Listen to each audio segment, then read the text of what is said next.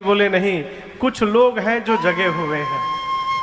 एही जग जामिनी, जामिनी मने, जामिनी मने हो रात्रि, रात्रि। इस जगत की रात्रि में एही जग जामिनी जागहि जोगी। कौन जगा हुआ है? जो जोगी है। कौन जगा हुआ है? जोगी है। जोगी का स्वरूप एक दिन आपको मैं बताया था। गेरुआ कपड़ा पहन के, फेटा लगा के सारंगी बजा रहे हैं, वो जगे हुए हैं, ये ब्रह्म में हैं आप। जोगी जगा हुआ है। अब जोगी कौन है? परमारथी प्रपंच वियोगी। जो मनुष्य गृहस्थ में रहने के बाद, परिवार का पोषण करने के बाद, व्यापार नौकरी खेती करने के बाद, अपने बच्चों को पढ़ाने लिखाने के साथ साथ भोजन की व्यवस्था करने के साथ, पोष्य वर्ग की व्यवस्था करने के साथ परमार्थ में लगा हुआ है, वो व्यक्ति जोगी है। जो अपने मन को प्रपंच से दूर करके रखा हुआ है, वो जोगी है। प्रपंच समझ रहे हैं ना? दूसरा की पंचायती में फूफा बनना। जो अपने को इससे बचा के रखा हुआ है, वो जोगी है। ये होगा कैसे? गोस्वामी जी, लक्ष्मण जी कहते हैं कि जानिय तब ही, तभी समझिएगा क्या?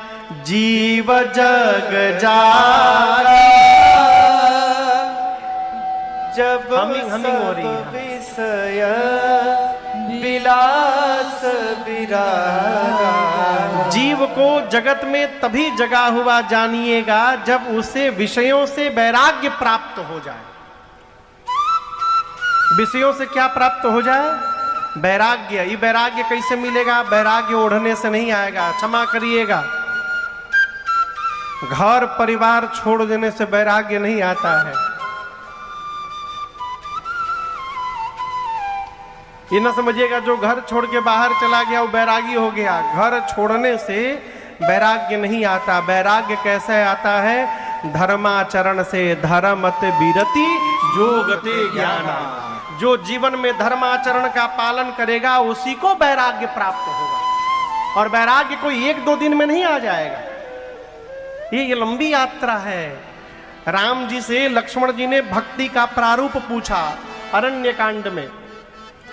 राम जी कहते हैं, प्रथम ही विप्र चरण अति प्रीति। सबसे पहले क्या करना है? विप्र के चरण में प्रेम करना है। विप्र कौन? ब्राह्मण। विप्र कौन? संत। विप्र कौन? भगवान के भक्त। भगवान का भक्त किसी जाति का हो सकता है। चार वर्ण है, किसी भी वर्ण का भगवान का भक्त हो सकता है। और जो भक्त है वो विप्र की कोटि में है। भगवान का विप्र कौन? गौ मैया। विप्र कौन? गंगा मैया, पवित्र नदियां।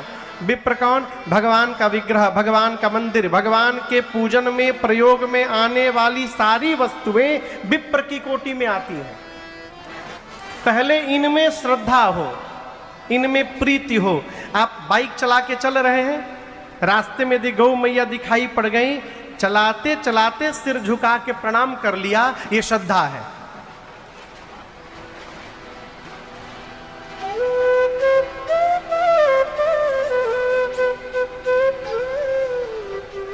देवता भी प्रसन्न हो गए हैं लग रहा है।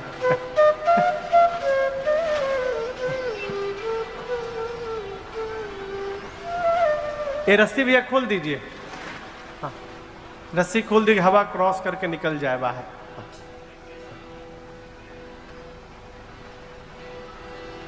पहले इनमें श्रद्धा हो। प्रथम ही विप्रचरण अति प्रीति, उसके बाद दर्शन करिए। राम जी कहते हैं इतना करने के बाद निज निज धर्म निरति श्रुति रीति वेद भगवान ने जिसको जो कार्य करने की आज्ञा दी है धर्म पूर्वक अपने कर्तव्य का पालन करे। पहले विप्र में श्रद्धा रखे, अपने कर्तव्य का धर्म पूर्वक पालन करे। राम जी कहते हैं जो मनुष्य ऐसा जीवन जीता है, जीते जीते एहि कर फल पुनि विषय विरागा, ये धर्माचरण का परिणाम है वैराग्य होना। क्या बुझाता बतिया? धर्माचरण एहि कर फल पुनि विषय विरागा, तब मम धर्म उपज अनुरागा, तब जाकर भगवान में अनुराग जागृत होगा। एक ही मन 10 जगह नहीं जा सकत है। उधो गए गोपियों को समझाने के लिए वृंदावन, कहे कहां तुम कान्हा कान्हा कहती हो? अरे ईश्वर अंश जीव अविनाशी एको हम है। ब्रह्म का ध्यान करो, ब्रह्म का। गोपियां कहती हैं अरे उधो मन न भयो 10 बीस, उधो मन न भयो 10 बीस, एक मन रहा सो गया श्याम। बरगद के जब पत्ते को तोड़ेंगे ना तो उससे श्वेत तरल पदार्थ निकलता है, वो बटवृक्ष का दूध है। राम जी उसको मंगाए और लक्ष्मण जी के साथ अपने केश में लगाकर प्रभु ने सिर पर जटाओं का मुकुट बना लिया। ये दृश्य देखकर सुमंत जी भावुक हो गए। कहे प्रभु आपकी पिताश्री ने कहा है कि 4 दिन वन दिखाकर राम को वापस ले आइएगा। राम जी ने कहा तात धर्म न दूसर सत्य समाना, कहिए मैं सत्य का त्याग कर दूं। सीता मैया ने भी साथ चलने से मना कर दिया और राम जी ने बरबस समझते हैं ना, जबरदस्ती बरियाई से प्रभु ने सुमंत जी को अयोध्या की ओर लौटाया है। और उसके बाद मैया और भैया के साथ राम जी सुरसरी तीर आप तब आए। अब भगवान गंगा जी के किनारे आए हैं गंगा जी को पार करने के लिए। और यहीं से केवट भैया की कथा प्रारंभ होती है। किसकी कथा प्रारंभ होती है? केवट भैया की। आपको एक बात अच्छा, यहां एक बड़ा अद्भुत विषय है, आपको सुनकर यह आश्चर्य होगा। राम जी ने जब तक रावण का अंत नहीं कर दिया तब तक भगवान ने इस बात की कभी घोषणा नहीं की और ना ही इस बात को कभी उजागर होने दिया कि मैं भगवान हूं।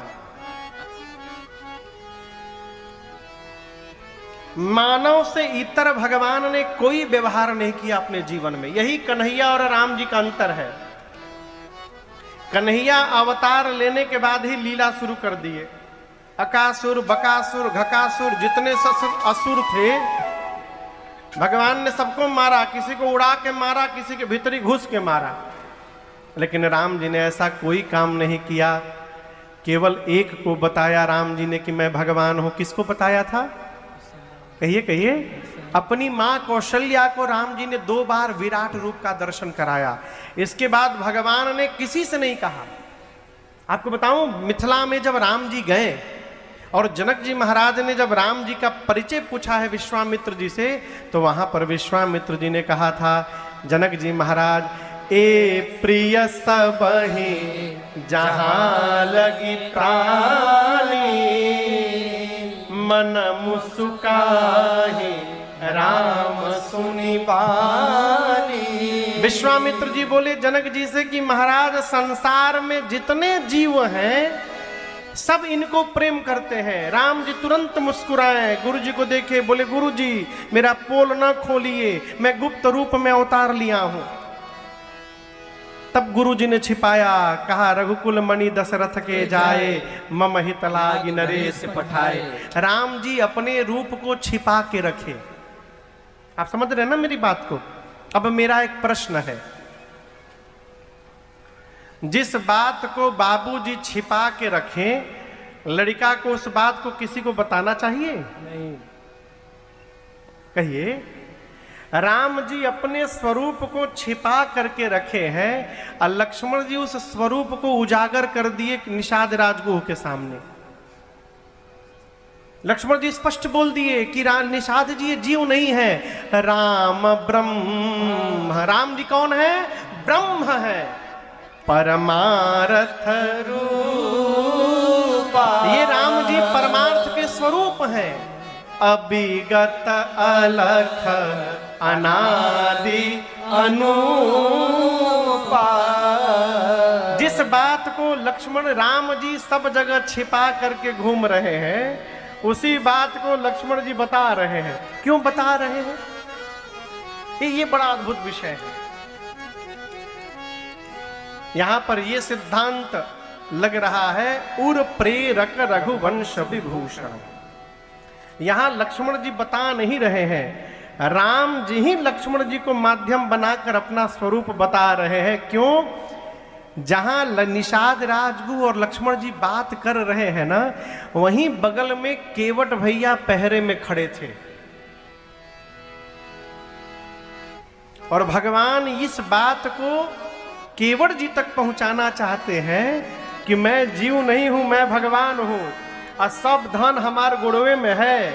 सखा परम परमार्थ एहु, मन क्रम वचन राम पद नेहु। ये बात भगवान केवट जी तक पहुंचाना चाहते हैं, जिससे केवट जी पांव पखार ले। और एक बात समझिएगा, बात को सुन लेना अलग विषय है, लेकिन बात को सुन करके मान लेना ये बिल्कुल अलग विषय है। आप समझ रहे हैं मेरी बात को? बात कही गई निषाद राजगुह से कि राम जी भगवान है, निषाद जी केवल सुने हैं, लेकिन बगल में खड़े केवट भैया इसको सुने भी हैं और सुनकर मान भी लिए हैं कि असली परमार्थ भगवान के चरण में है। केवट जी सोचे ये चरण कई सौभाग्य से प्राप्त हुआ है, आज मैं सितिहे में इसको जाने देने वाला नहीं हूं। सवेरा हुआ, केवट भैया दौड़ करके निषाद राजगुह के पास गए और जाकर बोले, प्रभु हम कुछ कामना लेकर के आपके पास आए हैं, प्रार्थना करने की मेरी मनोकामना पूरी करिए आप। निषाद जी बोले, कहो।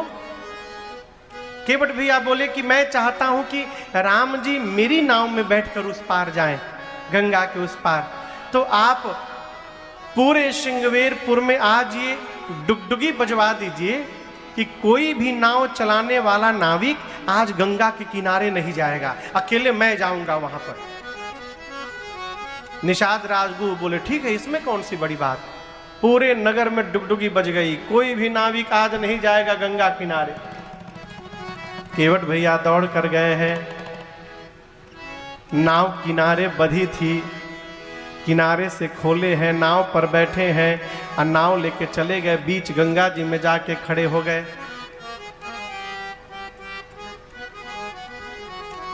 बीच गंगा में नाव लेके केवट जी खड़े हो गए, कहीं किनारे रखूंगा, राम जी बिना कुछ कहे आके सीधे चढ़ी जाएंगे, फिर क्या करूंगा, इसलिए पहुंच से दूर रखा जाए।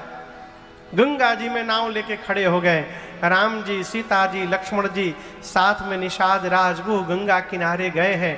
और यहां दर्शन करिए, नियम तो ये कहता है कि राम जी खड़े रहते और लक्ष्मण जी नाव मांगते। स्वामी के साथ यदि सेवक है तो स्वामी को खड़े रहना चाहिए, सेवक व्यवस्था करेगा।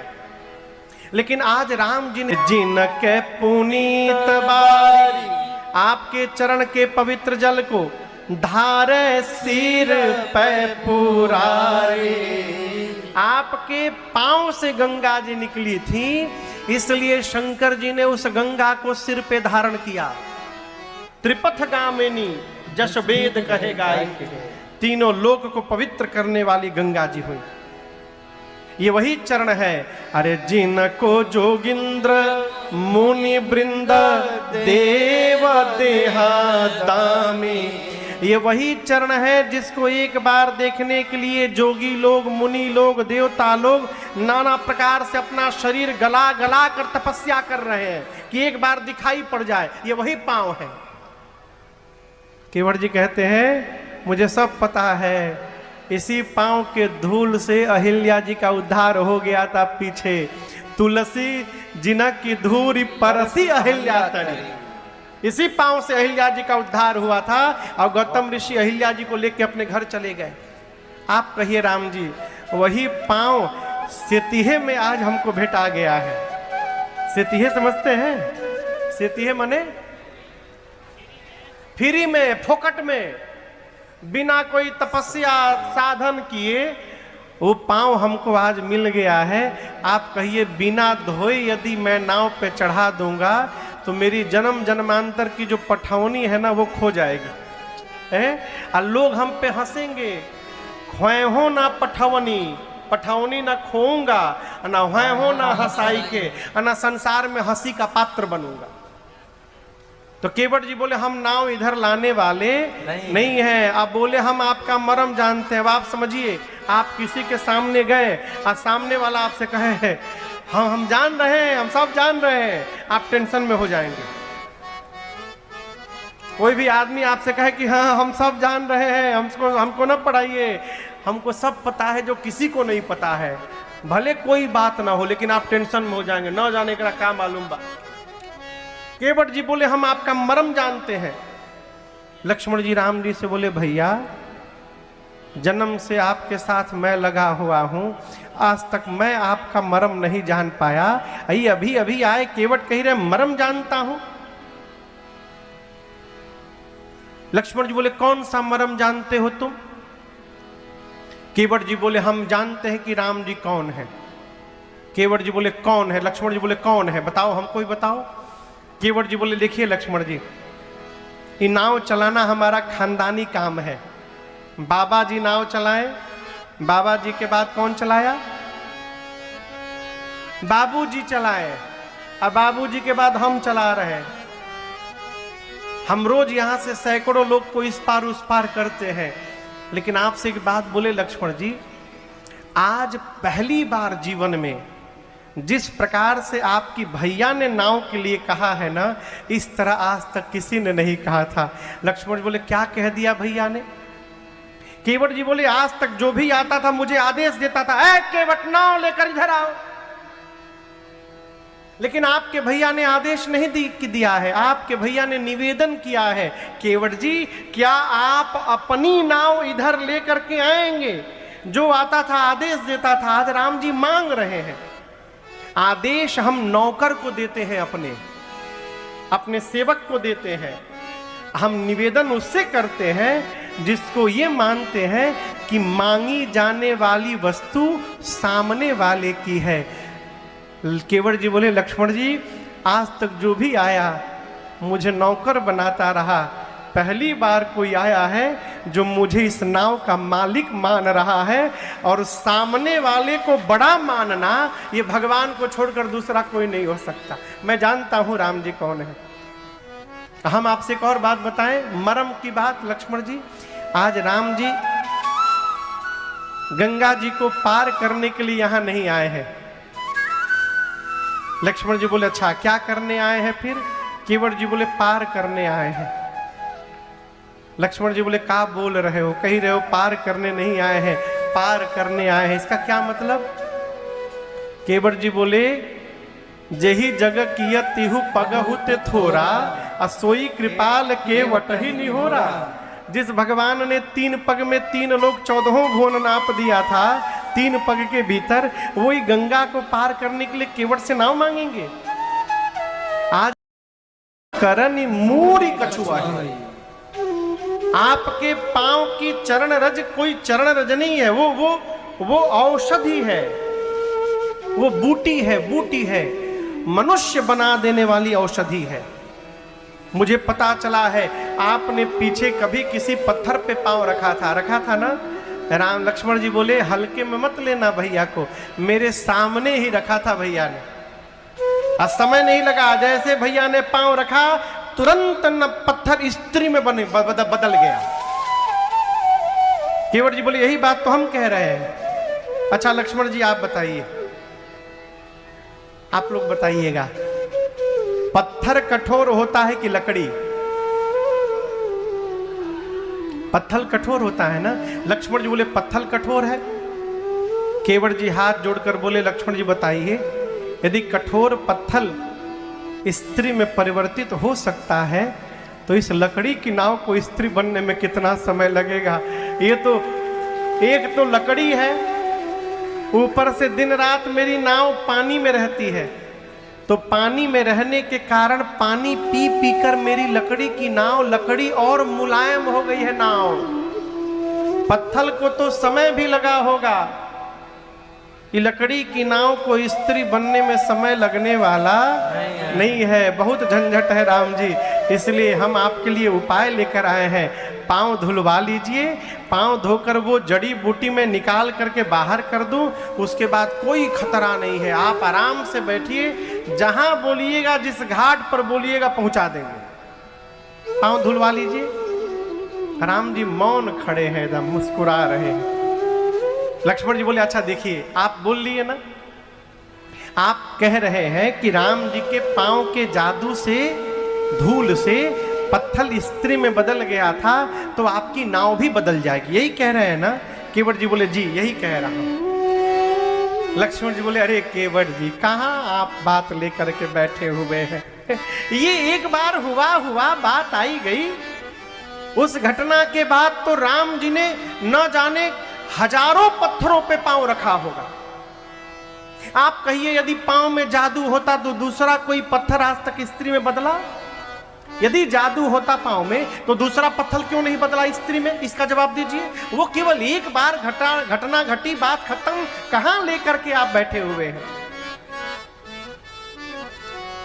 केवट जी बोले देखिए हम मूर्ख हैं, लेकिन इतने बड़े मूर्ख हम नहीं हैं।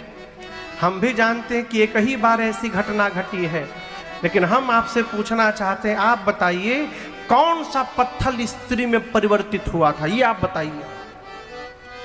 अब लक्ष्मण जी फंस गए, अब क्या बोले? केवट जी बोले हम बोल रहे हैं। आपको पता है कौन सा पत्थर स्त्री में बदला? जिस पत्थर की ओर राम जी ने हाथ से इशारा किया था। पूछा मुनि शिला प्रभु देखी, राम जी ने हाथ से इशारा किया था, गुरुजी वो पत्थर कैसा है वहां पर? और जिस पत्थर की ओर राम जी ने इशारा किया वो पत्थर स्त्री में बदल गया। आज मैं दिखा रहा हूं आपको, किनारे कितनी नाव लगी है, यहां से वहां तक दिखाई पड़ रहा है। सैकड़ों नाव खड़ी है गंगा के किनारे। किनारे वाली नाव राम जी को नहीं दिखाई दी। अब मेरी नाव बीच गंगा में खड़ी थी, मेरी नाव दिखाई पड़ गई राम जी को। आज राम जी ने मेरी नाव को भी हाथ से इशारा करके बुलाया है, केवट जी अपनी नाव लेकर इधर आइएगा। इसका मतलब इशारा हो गया है, खतरा आज भी मंडरा रहा है लक्ष्मण जी। अब मैं इतना बड़ा रिस्क लेने वाला नहीं हूं। मेरा पूरा परिवार इसी नाव के भरोसे चल रहा है राम जी, इसलिए मैं कहता हूं पांव धुलवा लीजिए। हम आपसे सत्य कहते हैं राम जी, बात छिपाने की नहीं है। आप दशा देख करके दिशा का जानकारी रखते हैं राम जी, आपसे क्या छिप सकता है? अरे पात भरी सहरी मेरे सकल सूत वारे वारे। हमारे घर में भोजन नहीं है, सारे बच्चे अभी छोटे छोटे हैं। हम केवट के जाति कछु वेद ना पढ़ाई हो। राम जी हम लोग केवट हैं, हम लोग वेद पुराण नहीं पढ़े हैं। यदि मेरी नाव स्त्री बन गई तो हम लोग पढ़े लिखे भी नहीं है, वेद पुराण भी नहीं जानते कि हम लोग पूजा पाठ करके पेट पाल लेंगे आपन। हम आपसे कहते हैं राम जी, यही नाव मेरे परिवार को जिला करके रखा है। अरे सब परिवार मेरो याही लागी राजा जो हो। आप तो राजा हैं, हम हों दीन वित्तहीन, कैसे दूसरी गढ़ाई। मेरा पूरा परिवार नाव के भरोसे जीवित है, यदि नाव चली गई तो रुपया भी नहीं है कि दूसरी नाव बनवा लेंगे। और एक बात कहे राम जी, मैंने सुना है जो स्त्री बनती है वो ब्राह्मणी बन जाती है। अरे गौतम के घरनी जो ये तरनी तरेगी मोरी। मैंने सुना है जो नाव स्त्री बनती है ब्राह्मणी। अब आप बताइए, हमारा नाव ब्राह्मणी बन जाएगी, हम मल्लाह के मल्लाह रह जाएंगे। तो आप पहले ये डिसाइड करिए, आप हमारी नाव का उद्धार करने आए कि हमारा उद्धार करने आए। मैंने हम मल्लाह के मल्लाह रह जाए और हमारी नाव ब्राह्मणी बन जाए। और आप बताइए, पहले ही से घर में भोजन नहीं है, दोहरा मार पड़ेगा राम जी। घर में भोजन करने वाला एक मेंबर बढ़ जाएगा और जिससे घर में भोजन आता है वो साधन समाप्त हो जाएगा। कहिए दोहरा मार है कि नहीं मार है? और आप बताइए, ये नाव मेरी स्त्री बन जाएगी तो घर में जो स्त्री पहले से बैठी है उसको जा करके क्या बोलूंगा, क्या बोलूंगा? लक्ष्मण जी बोले कि बोल देना कि राम जी के पांव के जादू से नाव स्त्री में बदल गया। लक्ष्मण जी बोले मेरी घरवाली से आपका कभी भेंट नहीं हुआ है ना। आप तो कह दिए कि बोल देना। अब मैं जैसे उसे कहूंगा कि राम जी के पांव के जादू से नाव स्त्री में परिवर्तित हो गई तो कहेगी कि मूर्ख समझते हो मुझे, नाव बेच करके दूसरी शादी करके यहाँ चले आए हो और समझा रहे हो कि नाव स्त्री बन गई। यदि ये कहेगी तो कैसे समझाऊंगा? लक्ष्मण जी मुस्कुरा